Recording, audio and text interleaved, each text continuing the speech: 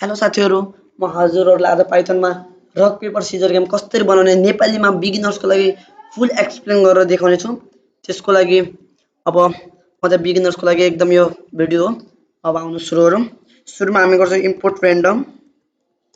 यो एउटा कमान्ड हो जो कि कुनै पनि कुरालाई र्यान्डमली गर्छ। त्यसको लागि अब हामी एउटा एमा लेख्छौँ rock paper Caesar.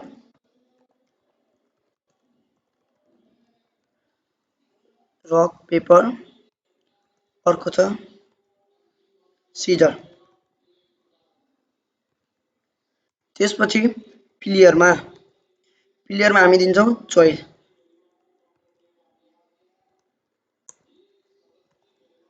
Type your choice.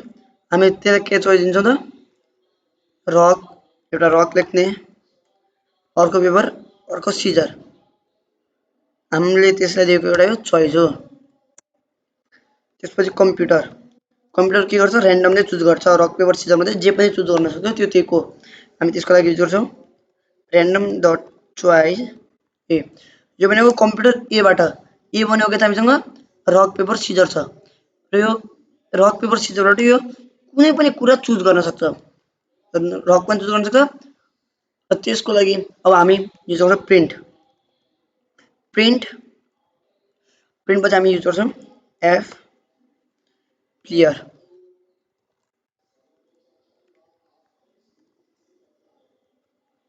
अब यसको अर्थ म हजुरलाई एकछिनमा बुझाउने छु। यो भनेको यो प्लेयर त रन भइसकेको हुन्छ। रन भयो भने प्लेयर भनेर हुन्छ। यो बिचको जो प्लेयर छ यो भनेको यो जुन प्लेयर छ यसले टाइप गरेको कुरा। जस्तै यदि हामी रक टाइप गर्छौँ भने चाहिँ त्यसको आउटपुट के हुन्छ प्लेयरमा चाहिँ यस्तो कमा, त्यसपछि हामीले टाइप गरेको कुरा। कम्प्युटरको पनि सेम। अब यसपछि आउँछ if else. If player is equal to computer print. हामी प्रिन्ट के गर्छौँ त प्रिन्ट गर्छौँ try again.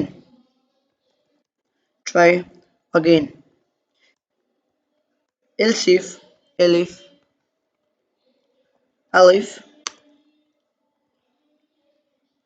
Player is equal to rock, sorry comma छुटेर रहेछ। Player is equal to rock and computer is equal to scissor. Computer equal to scissor. Print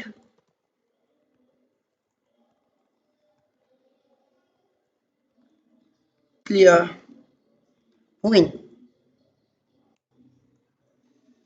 अब यदि प्लेयरले rock चुनेर कम्प्युटरले को सिजर छ भनेपछि को जित्छ त प्लेयर। र अर्को if player is equal to, sorry space नदिँदा पनि हुन्छ तर अब हल्का राम्रो देखिन्छ भनेर चाहिँ अब player equal to paper and computer equal to rock.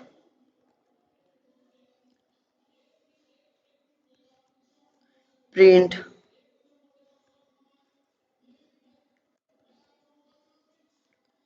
Player win. यो पनि भयो। अर्को इफ पेपर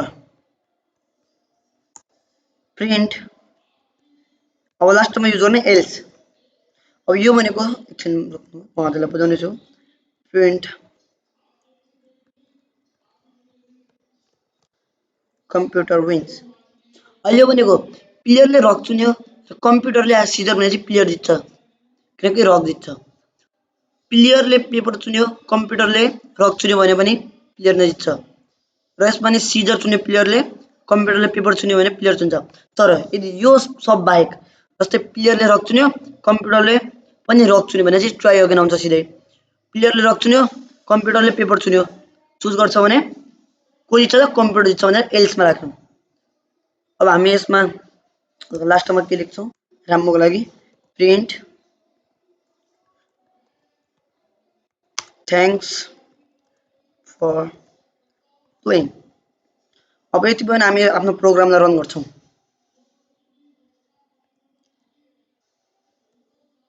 अब जब हामी यसलाई रन गर्छौँ तब हामी हेर्छौँ एकछिन आफै चुज भएको रहेछ। म यसलाई फेरि एकताल हेर्छु। अब हामी रन विदाउट डिबगिङमा डिबग भए पनि त्यो आफै नै रन हुन्छ।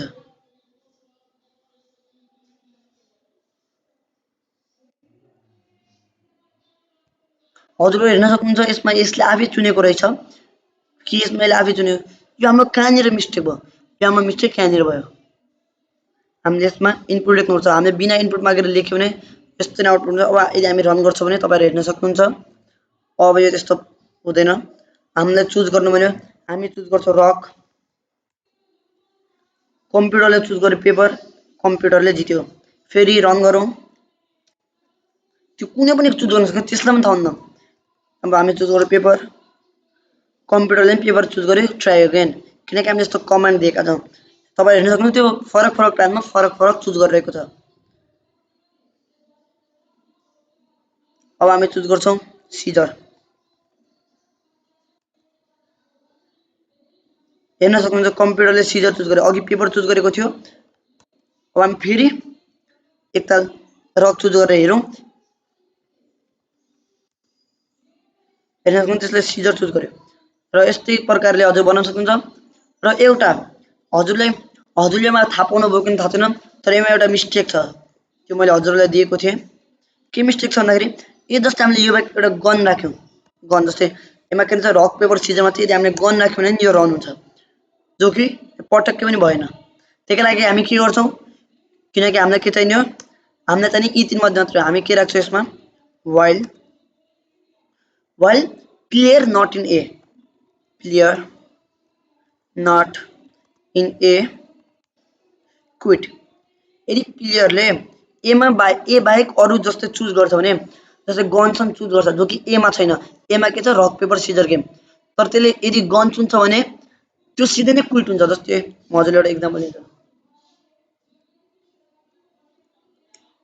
अवस्था म यसमा अब गन चुज गर्छु, हेर्न सक्नुहुन्छ त्यसपछि सिधै क्विट भइहाल्यो, आफै नै क्विट भइहाल्यो।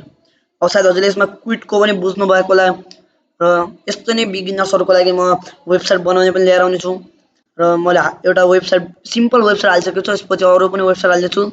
र लिस्टको मैले आज साथ हाल्छु नि, आज टाइम भएन, अब म पक्कै पनि भोलि पर्सितिर लिस्ट र वेबसाइट बनाउने यस्तै कन्टिन्युसली भिडियो हालिरहेको छु।